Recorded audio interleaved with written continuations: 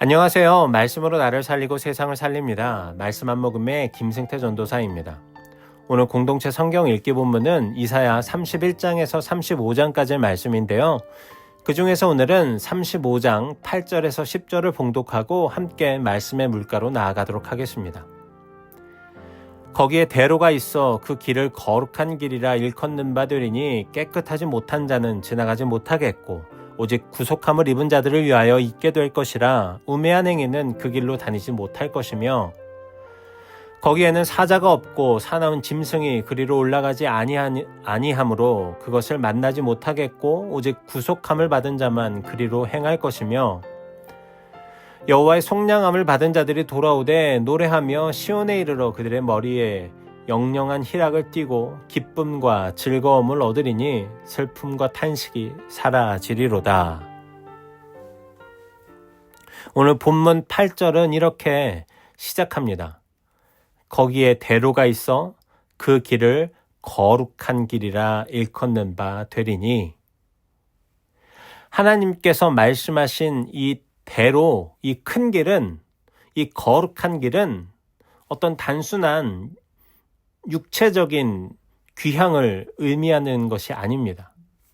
죄와 사망의 땅에서 하나님의 나라로 향해서 나아가는 그 회복의 길, 구속의 길, 구원의 길을 의미합니다.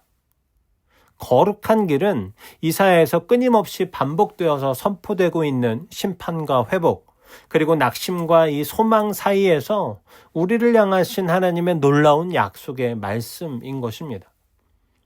이 길은 누구에게나 열려 있는 것처럼 보이지만 아무나 갈 수 있는 길은 아닙니다. 8절 중반절에 보면 이렇게 분명하게 말씀하고 있습니다.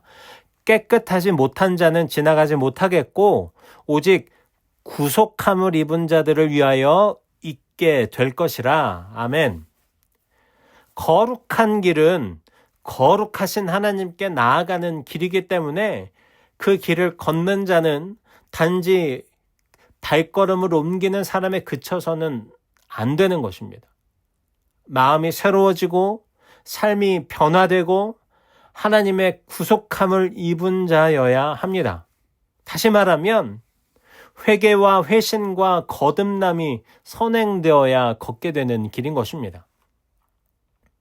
9절을 보면 이 길이 얼마나 안전하고 특별한 길인지 더 확실하게 말씀하고 있습니다. 거기에는 사자가 없고 사나운 짐승이 그리로 올라가지 아니하므로 그것을 만나지 못하겠고 오직 구속함을 받은 자만 그리로 행할 것이며. 아멘.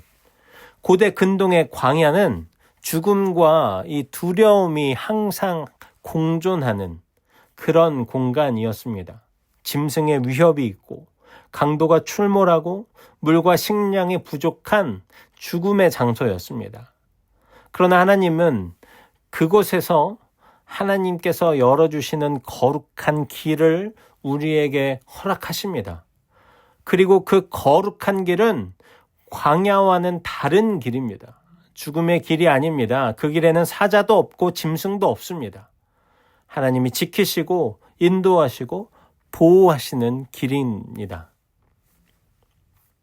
혹시 지금 자신의 인생이 광야와 같다고 느끼고 있습니까? 주변은 메말라 있고 두려움과 실패가 도사리고 있고 어디로 가야 할지 모를 만큼 막막한 그런 순간을 살아가고 계십니까? 그러나 여러분 기억하십시오. 하나님은 광야 한복판에 길을 내시는 분이십니다. 우리의 눈에 보이지 않지만 하나님은 그 광야를 지나가는 자들을 위해서 안전한 대로를 준비해 두셨습니다. 이 길은 구속받은 자만이 걷게 되는 길입니다. 예수 그리스도 안에서 구속받은 우리는 그 길을 걸어가는 자들인 것입니다. 10절은 이렇게 말씀합니다. 여호와의 속량함을 받은 자들이 돌아오되 노래하며 시온에 이르러 그들의 머리 위에 영영한 희락을 띠고 기쁨과 즐거움을 얻으리니 슬픔과 탄식이 사라지리로다. 아멘. 이 말씀은 죄로 인해서 하나님과 멀어졌던 백성이 하나님의 은혜로 다시 하나님의 품으로 돌아오는 장면입니다. 단순히 돌아오는 것을 넘어서서 하나님과의 그 온전한 관계의 회복이 되는 그런 말씀인 것입니다. 이 돌아옴, 이 관계의 회복은 생명을 회복하고 영원한 기쁨을 누리는 길입니다. 여기서 우리는 한 가지 장면을 떠올릴 수 있습니다. 제가 지난주 수요일 말씀 한 모금에서 나누었던 산불이 난 숲의 모습입니다. 산불이 난 숲은 모든 것이 다 타서 죽어버린 것처럼 보입니다. 그곳에는 생명이란 보이지 않고 오직 죽음만 남은 것처럼 보입니다. 그러나 죽음만 남은 것 같은 그곳에 시간이 흐르면 검게 탄 나무 기둥에서 작고 푸른 새순이 올라옵니다. 누가 봐도 정말로 기적과 같은 장면입니다. 마치 끝나버린 것 같은 인생에서도 하나님의 은혜는 이렇게 새로운 생명을 싹 틔웁니다. 우리 인생이 불에 탄 이런 숲처럼 느껴질 때가 있습니다. 꿈도, 관계도, 그리고 신앙도 다 타버려서 버려진 듯한 때가 있을 수 있습니다. 그러나 그 자리에 하나님은 새 생명을 싹 틔우십니다.